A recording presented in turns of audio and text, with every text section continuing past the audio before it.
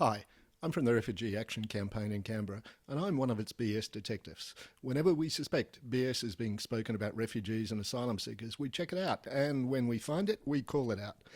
Right now, we're looking at what the government has said about trying to repeal the Medevac legislation that passed earlier this year.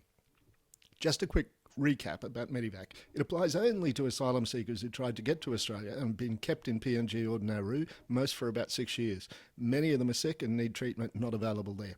So Medevac involves two doctors recommending to the Minister, Peter Dutton, that someone be transferred for treatment. Dutton can refuse the transfer on grounds of security or character, in which case it just doesn't happen.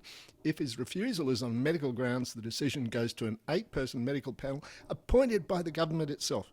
If the panel recommends transfer, the case goes back to the Minister, who can still refuse the transfer on security or character grounds. If that doesn't exist, the transfer goes ahead. Medevac applies only to those in PNG and Nauru at the time it was passed in February, not to future arrivals, and it's for temporary transfer only. Unfortunately, they don't get to stay. Is it needed? Yes. So far, 13 people who've been held in PNG and Nauru have died, either through lack of medical treatment for physical problems or mental health problems.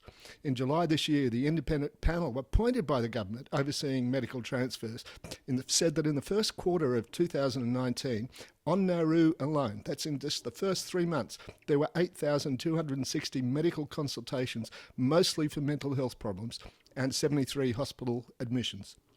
In PNG, there were nearly 2,000 consultations and 17 hospital admissions, again mostly for mental health problems. The Australian of the Year in 2010, Patrick McGorry, labelled these centres factories of mental illness. Doctors Without Borders said that the trauma suffered by people they were treating on Nauru was as bad or worse than those they dealt with in theatres of savage warfare. Here are some of the dangerous radicals supporting Medevac and opposing its repeal. The AMA, Australian Medical Association, just called for keeping Medevac, along with 11 specialist medical colleges in Australia. And of course, here's another dangerous radical, Michelle Bachelet, the UN High Commissioner for Human Rights, who said that lives would be put at risk.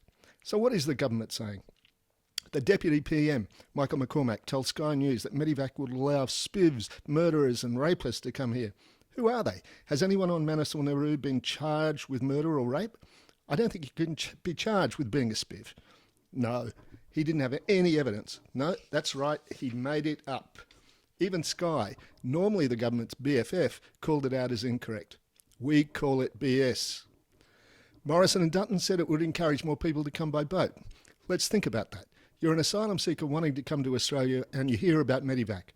Do you think, I'll get on a boat to Australia, get sent to offshore detention with no hope of ever being settled in Australia, then I'll get myself so sick that I'm almost dead. Then I'll get treatment in Australia, and then after it, I'll be kicked out of Australia anyway. Oh, wait a minute. It's not even that good, because Medevac doesn't apply to anyone who came after February 2019. Do Morrison and Dutton have any evidence? No, they made it up. It's BS. Dutton said that people in Australia would be kicked off hospital waiting lists. Later, Morrison and Cormann backed him up. Is it true? Well, there are 695 public hospitals in Australia with 62,000 beds. How many people are transferred under Medevac? The government told Senate estimates that as of the 21st of October, 135 people had been transferred and another 39 were waiting. Do the maths. 62,000 divided by 174 means one sick asylum seeker for every 356 beds, even if they all need a bed. And they don't. Mike Pizzullo told the Senate that in late August, only 4 people had been admitted to a hospital, and the hospitals aren't worried. St Vincent's Health said that St Vincent's is happy to make its hospitals available without affecting waiting lists. And the Australian Healthcare and Hospitals Association, the body that represents public hospitals throughout Australia, said there's plenty of capacity to cope with the small number of additional patients. So did Dutton have any evidence that people were being kicked out of hospital queues? No, he made it up. It's BS. It's multiple counts of BS. So what do we do about government BS about refugees and asylum seekers? We call it out.